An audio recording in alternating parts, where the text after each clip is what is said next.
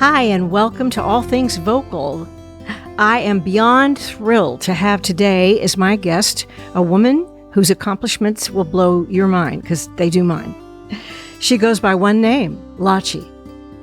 Lachi is an award-winning creative artist and EDM singer-songwriter whose works have debuted on national dance charts and editorial lists, amassed millions of streams, and found placements on TV, radio, and feature film. Legally blind, Lachi advocates for disability inclusion, equity, and accessibility in music and the entertainment industries. She sits on leadership councils and boards, hosts a digital segment for PBS, co-chairs a committee for the Grammys, founds a powerful coalition, does keynotes and think tanks in places like the Kennedy Center. She's been featured in publications including Forbes, the New York Times, American Songwriter, Essence, Music Tech Magazine. She was recently interviewed by the White House. She skydives and so much more. You know what? Let's just meet her. Welcome, Lachi, to All Things Vocal. I'm so happy to have you here. Yes, thank you so much for having me. I'm very excited to be here. Lachi, she, her, black girl, cornrows, shiny nails. Where are you coming to me from? Where are you sitting? I am in my studio in New York City, Manhattan, the reclaimed land, the Lenape people lands. Uh-huh. I am really excited to be here and show off my Manhattan attitude, bro. Oh yeah, I love it. I love it. Yeah. All right. Well, you've got such an interesting journey. Take me into and take us into your early journey. Why with all of the array of abilities and talents and intelligence that you have, did you decide to make a career out of music? What led you into singing? You know, that's I actually believe that creating art is probably one of the most complex things that someone can do. It's definitely something that says, I have all of my intellectual Maslow's needs met. So now it is time for me to go above and beyond and create something to give back to the world artistically. And I've always had music sort of in my soul and in my heart. I didn't necessarily come from a musical family. Don't tell my mom she cannot sing one note. Not like we see Whitney Houston's mom, huh? Yeah, pretty much. But she was always in choirs. It was just adorable. But you know what? I did. So my parents, being that I was blind, a blind child, my parents they really had me at the hip. They said, we want to make sure that you have a career, a fallback. So they threw me into school, college. They said, make sure that you get a day job, Smart which I did. Mama and Papa. Yeah, but you know what? I didn't thrive at my day job. I actually did not intake. What is the word? I just didn't retain anything that I was learning, anything that I was doing. And I really did not honestly care about anything that I was doing at my job, at school. All I cared about was making music, creating, even drawing, painting, art, anything art was all I ever wanted. And my big dream was to become this big time novelist / musician / actress / and I was living in the South. And then living in New York City, it was all this big dream that everyone was just like, I don't know about that, little girl. And so I said, you know what? Listen, I am determined to have all of these little dreams that I had when I was 4 become my reality. And honestly, I personally believe that I actually have my blindness to thank for that. It kept me sort of a little eccentric and a little off the beaten path. It kept me driven, and it kept me, it allowed me to really be the black sheep. Everyone kind of assumed I'd be a little artsy fartsy since I was blind. So I took that and I ran with it. You know, I can imagine that it does focus you up into sort of a path that's a purposeful one, and you're realizing not only your dreams but beyond what your dreams were as a little girl. From everything I know about you, it's amazing. So tell me, because it's such a part of your journey. Tell me about losing your sight and how it came to be, and how you've come to make good peace with it. Yeah, well, I was always, I was Okay. born low vision. So I always had issues with my sight, and we were always trying different glasses and contacts that weren't necessarily really giving me what I needed. And because of that, like I said, it was part of my life growing up. So it's not like one day later in life I came into being blind. I always uh, had this to sort of deal with, and it allowed me to Yeah. really adapt to things quickly. Um, that, along with my parents always kind of moving around a lot, but I was just always able to adapt to different people, different situations. Well, Um, However, more recently, like mhm. over like the last like 4 years, I got a diagnosis that was basically like, hey girl, you're gonna go from low vision to like no vision real soon. So you better get your act together. So right now I'm losing my vision. It's rapidly degrading. Now, people are like, oh my God, Lachi, I am so sorry. But you know what? It's Yeah. put a fire under my butt. It's really allowed me to jump up and go, you know what? Yeah. That's it. We're doing this now. Like the little things that I was like, oh, maybe I'll do that one later in life. It's like, Mhm. nope, we're doing it today. And then the next thing on the bucket list is tomorrow. And then the next thing on the bucket list is day 3. And so it's allowed me to have this YouTube series that I have where Oh, I'm, like you said, jumping out of airplanes and spelunking and just hobnobbing with so celebs. And, apparent. So like you said, I we love I love that built a byline. house. So that you use a lot. So apparently, a blind girl can da da da da da. Like, what can she not do? A blind girl. Yeah. Thank you. Because it's like, you know what? Anything, this is what I tell people. I'll say, anything you can do, I can do blind. So Yeah. honestly, it's been my life. Uh, what is the word? I keep forgetting the saying, but it's basically that my life happiness or my life fulfillment increases as my blindness Oh decreases. man, And that's just so, awesome. And you cannot know that. You can't know that you would do. You have to go through it to know how you would do with it. And the world is changing so rapidly that whether it's blindness or whatever it is that's changing for everybody, yeah. I'm totally with you about like take the world as it really is. Like Mm-hmm. don't ever, take the wings off your dreams, but Right. ground it in reality. Mm-hmm. Deal with what really is, and then figure out what to do with it. Yeah. Yeah. Yeah. And honestly, and don't let other people point you in directions you don't really want to go. Yeah, you have to have a passion. I think that Mm-hmm. tells you what river you're supposed to swim in. I like to think of Exactly. it like that. Like Mm-hmm. everybody's got a particular river they need to swim in. Sometimes the river changes a little bit, but yeah, I know in my crazy career it has. But you've got to feel led down that river to be satisfied and to give your best within that river.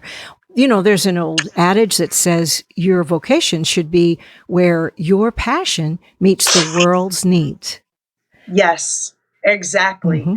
I wholeheartedly agree with that because, for a long time in my life, I was trying to fit into different boxes and being like, well, if I'm going to be a singer, I need to sing like this. I'm a black girl, so maybe I'm supposed to look like this and sound like this. Yeah. But it turns out that everyone is their own individual thing. Mm-hmm. There is no market competition for you. There is no You're competition with originality. Absolutely. Yeah, Yep. you're you. And so be just the you, sell you. And there is a need for you, or else you wouldn't be here. So I wholeheartedly agree with that on many levels, for Yeah. sure.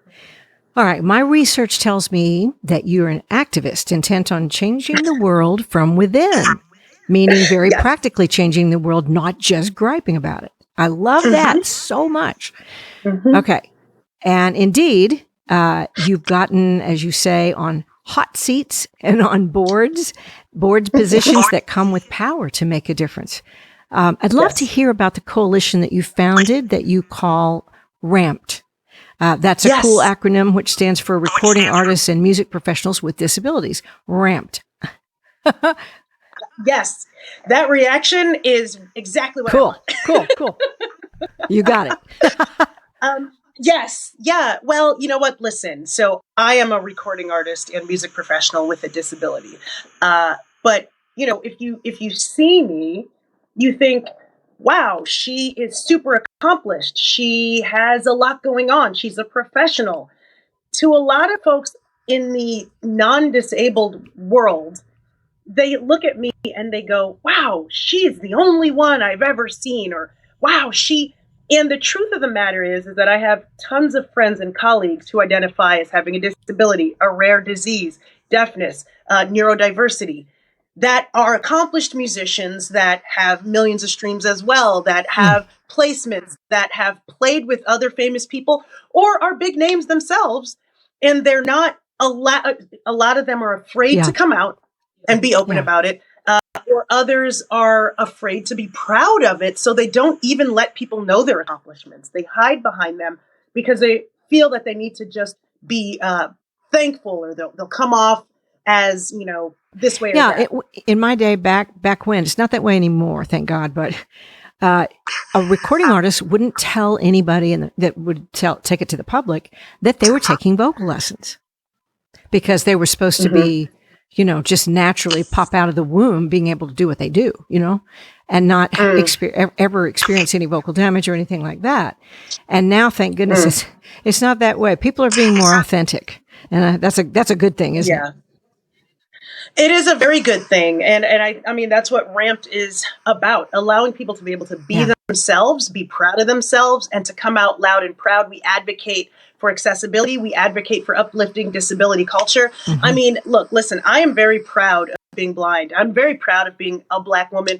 I have all sorts of things. I have taken vocal lessons. His hair is fake. I got fillers, bitch. I don't care. So what I'm saying is like, yeah, exactly. Yeah. So we should be proud of who we are. And it's not just being proud because of your disability, or proud because maybe you are a minority gender or a minority race, but just being proud. It's such a difficult river to swim. Like you say, there's so much coming down at us for us to not be proud of our accomplishments. And it helps others that are like you. It helps, like you say, it's not just for you. That pride in the way things are for you, and in all the situations that you're in, it makes other people able to go, oh yeah, look at you as an inspiration, and go, I'm going to claim that too, because that's true for me, and I'm going to tell people. Well, one thing that I noticed when I was younger was that I personally didn't have any role models that really fit the mold. Yes, there were female singers that were doing great. Yes, there were, Black basketball players being awesome, but there weren't a lot of Black females, but there definitely weren't people with disabilities that I could see like on TV or hear on the radio, or like Google on YouTube even. And so I was like, you know what? I want to be that someone, and I want to start collecting all these amazing people, because the next generation deserves it. The next generation deserves people that they can look up to, so they don't have to run as far as we had to run to just get a third of the way. And so that's what Ramped is. And Ramped has done a lot. Ramped is not a service to people with disabilities. Ramped is a service to the music industry. Oh, yeah. Well, we're here to get the music industry on the right side of this conversation. Gotcha. We don't want a George Floyd of disability before people start thinking about this stuff. We need to have accessibility at shows. We need to have representation in the boards, not just me on every single board.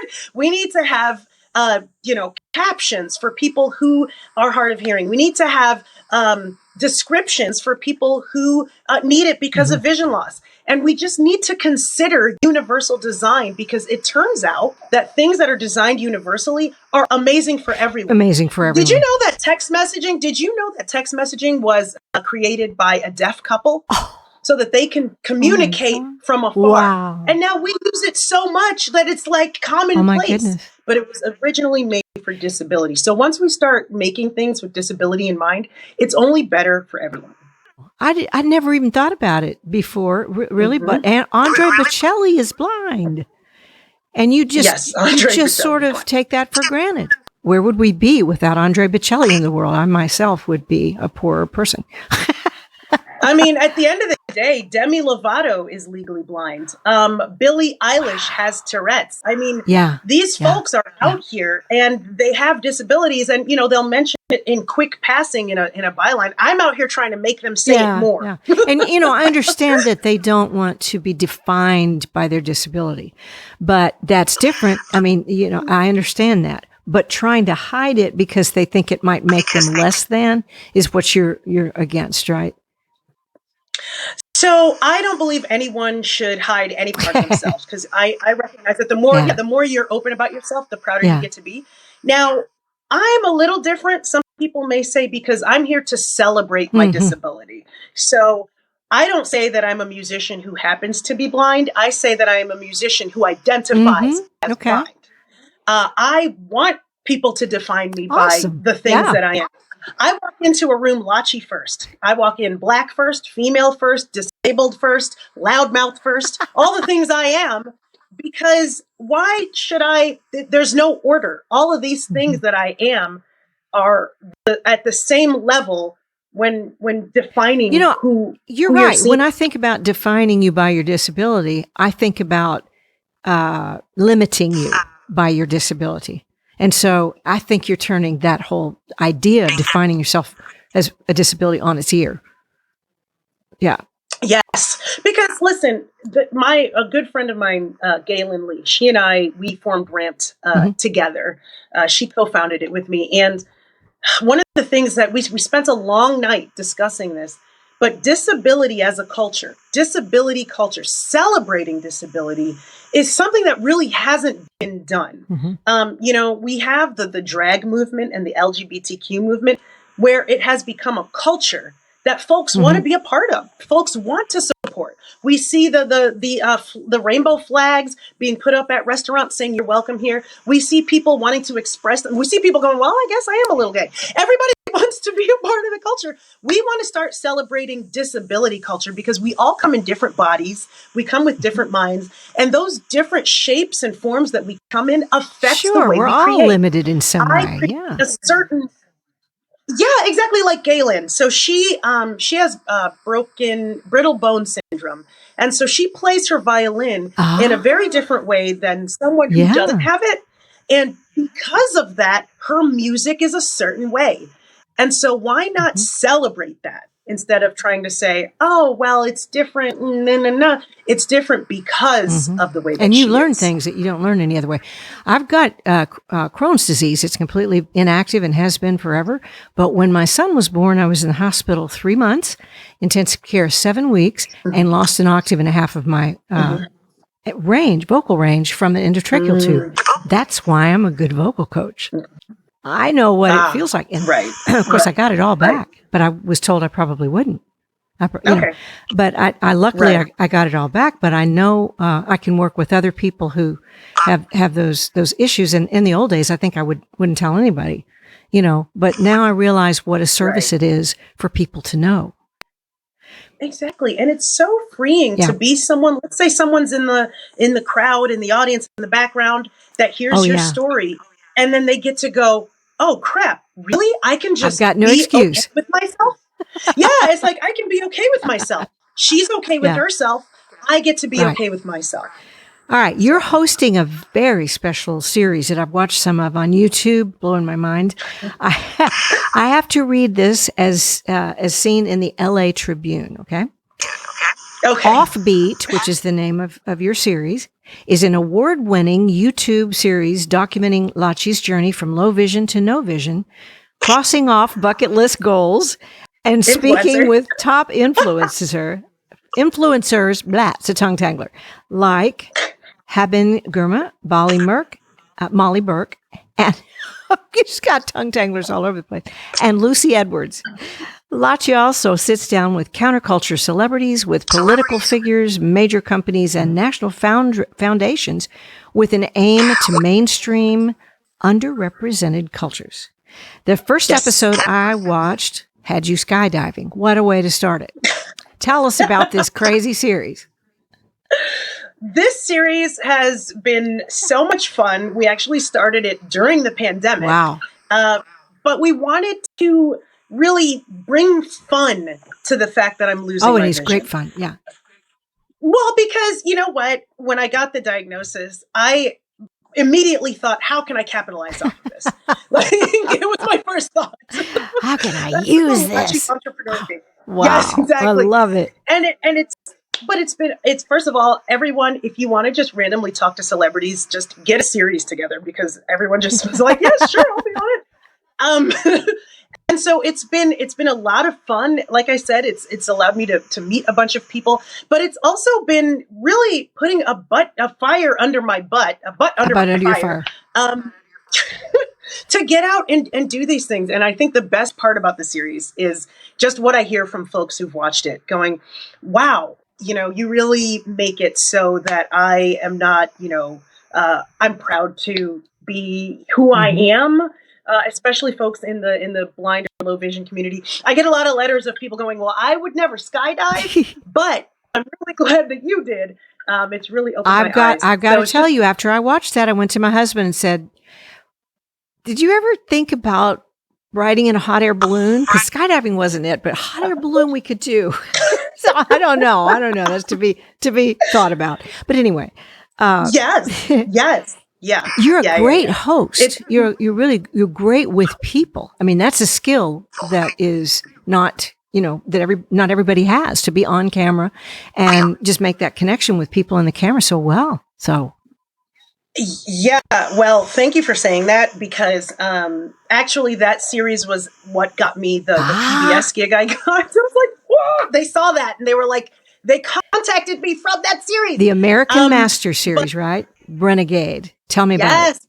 But, well, before I even get into that, I was a super shy kid. I didn't have any friends. Well, I had friends, but I was always the quiet one in the group, and I was always afraid and shy. And even now, I still get goosebumps after a heavy interview. But, I don't know what did it, but I do know that I have my blindness to thank for it, because I know I used to go into rooms and just be a wallflower because I was afraid. I didn't know I could see.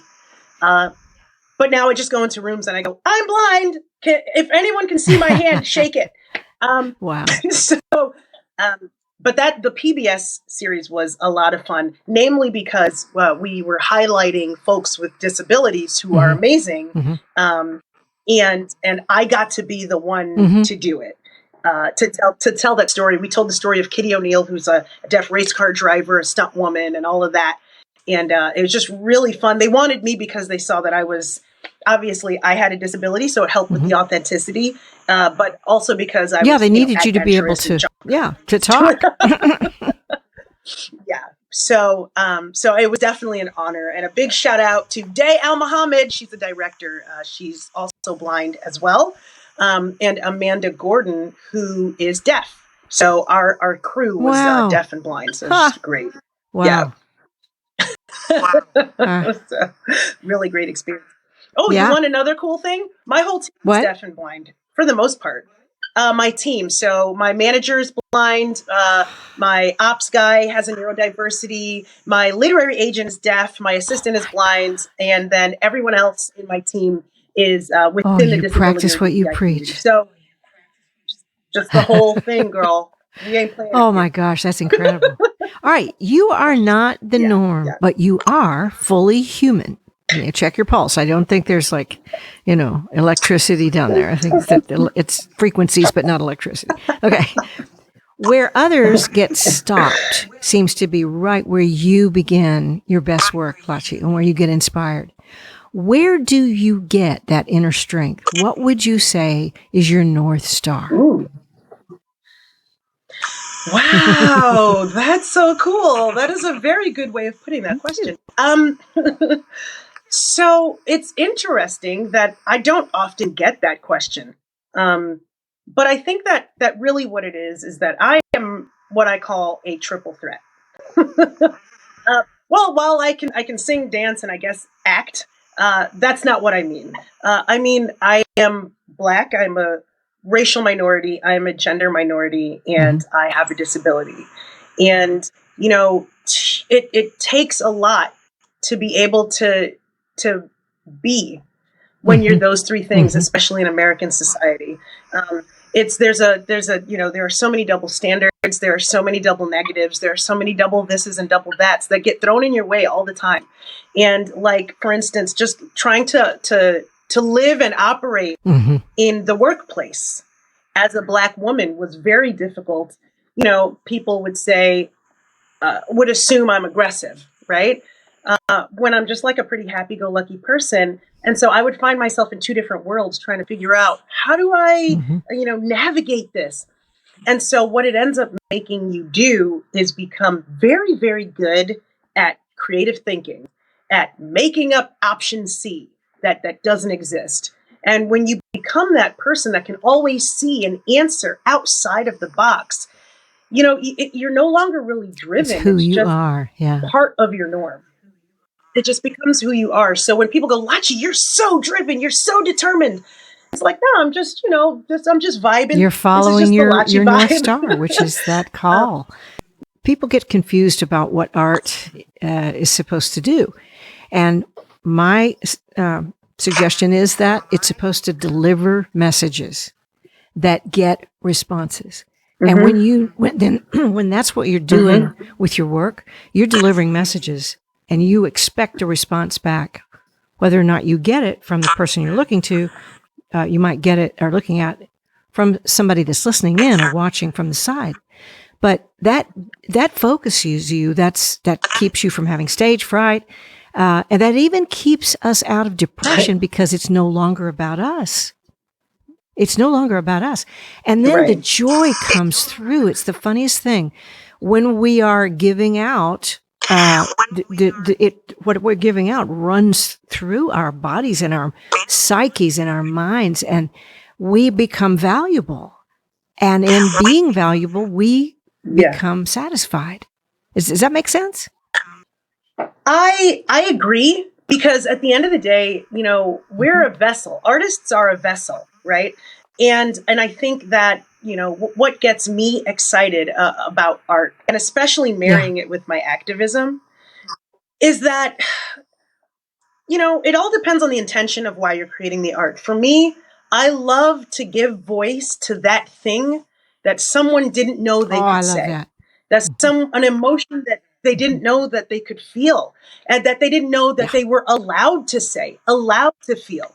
And so I love giving voice to that. So for instance, yes, I'm a musician. And yes, I do speaking engagements where I speak in English about things. But honestly, I think that a lot of my art really just comes from my showcase of who I am. So one of the things that I do is, as a blind woman, I'm fashionable. I love to look good. Okay, girl. And let me tell you this right now. A white cane does not match all my outfits. So what I do is I paint my canes. I have them painted, and they're I have glitter canes. And so that is what I see as art, saying, hey, this is my disability, and I am going to be artistic about that part of me. I used to have straight, long, like, hair that was obviously not mine. And now I celebrate braids because I'm like, hey, I'm Black. I'm going to bring art to my Blackness. So to be able to take art and put it with who I am, to say to people, hey, you can feel this way too. You can feel awesome. You can celebrate yourself too. That is the vessel in the art that makes me happy, that makes me feel good, that makes me feel valued, and that makes me feel like the Lord or Gaia or whatever is using me for that message. Absolutely. Yeah. So how do you balance your music career, your multi-layered advocacy work, promoting both, and just breathing? When is the last time Lachi had a vacation? Oh, wow, a vacation. I mean, you know, it's, you know how they say it's not really work if you love it, right? But you know, it's I'm finally getting to do everything I've always really wanted to do. I mean, we started this conversation off of me saying when I was 4, I wanted to be a big musician. I wanted to be an author, and I wanted to be a this and a that. And then I'm doing all of those things. But the interesting thing about it is like about 4 years ago, maybe like 2018, I was doing all of that. like I was doing music. I had a fancy literary agent. I was living in New York, but I didn't feel successful, right? Because I just felt like I was in the grind. But now that I've come out about my blindness and married in my advocacy, I will lie in bed waiting for the sun to come back up so I can get back to work. I'll be like, I want to get back to doing this because it's so invigorating. It's so much fun. Here's a great example. So with Ramped, we go around and we help make music award shows accessible. So, making sure there's a visible ramp, making sure there's ASL on the stage, making sure there's captioning, making sure people use audio descriptions of themselves, visual description, all of that kind of stuff. We've done it at different award shows here, there, wham, bam. And and I'm not on the stage half the time. I'm just in the background trying to make it work. And when I see the work that we've done, like it's hours, it's countless hours coordinating this person, that person. Everybody's annoyed with me because I'm getting everyone to do things. It's the best feeling. I will be like, when I watch the award show, my eyes just crying my eyes out. Because it's just the best feeling. And the work is, to me, not hard. It's just love. I hear you. It's just love. So. Great. Well, with a voice like yours, and you're an incredible songwriter in a lot of places, but we didn't gotten into that. But with a voice like yours, I can imagine that you do some things to take care of your instrument. Can you tell me a little bit about what you do for your voice, since this is all things vocal? Oh yeah, okay, right. I think one of the biggest things is just treating like. I shower in the morning to make sure I'm not dirty, right? So, hydration. Yeah. But I feel like we should kind of take care of our vocals the way we just take care of ourselves. If you start to get tired, you go to sleep. If you start to feel stinky, you put on things to make you not smell bad. I feel like that's what we should do with our vocals. I think I focus the most on breathing. Just breathing exercises and making sure that the instruments or the valves are as healthy as possible. Because there's a difference between going and going So just making sure that the breath is right is the number one thing that I focus on. That makes sense. Also, of course, I warm up. It's funny. People think like you mentioned, it's like, oh no, I have a singer who just jumps on stage and doesn't pop up there and bellow. Yeah. You know what? And you know what though? When people say things like that, it's kind of like, well, good for them. Yeah. I hope that works out for them later in life as well, but it might not. So they may want to get into this. I mean, you don't want people to go, oh my gosh, her vocal technique is really good. You want people just to go, oh my gosh. Well, yeah, it's like at the end of the day, people need to recognize that it's good to be healthy. Yeah, exactly. And drink enough water and do a couple of vocal exercises before a long concert, right? Yeah, exactly. Because I found myself when I was younger. I remember we did this ridiculous tour. I mean, just day after day after day after day. And I was just singing and I was drinking. I was a kid. I was drinking, singing. We had just got signed. It was just crazy. And a couple weeks in, my voice was gone. Zero. And we just had shows to do. We had people coming. We had execs that were showing up to these shows that had already signed up. We had fans coming. I couldn't do it. I couldn't sing.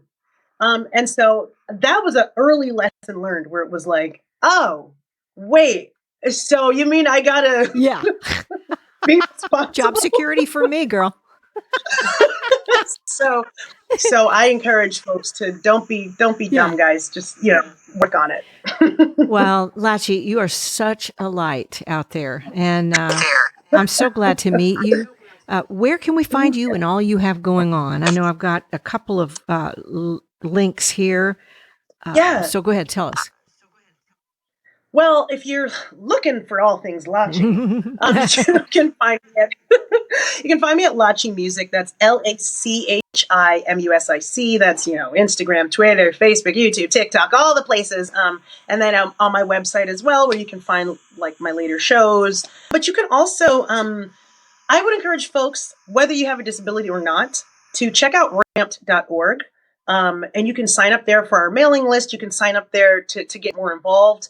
Our newsletter lets folks know what we're up to, what the musicians are up to, but also just ways you can get just more involved in being a part of this really amazing movement, getting music award shows accessible, getting venues accessible, getting more folks with disability on screen, on stages, from the green room to the boardroom. So check us out at ramped.org. And if you go there, you can also find out all of our social How do links you too. spell that? So Ramped. RAMPD. Okay. Cool. Yes. All right. Yes. Well, check us out. please keep in touch. And I'm just going to be watching all the things that you're doing out there. And again, thank you so much for joining me for All Things Vocal. It's been a fascinating conversation. Thank you so much. And it's just been an honor. Thank you so much.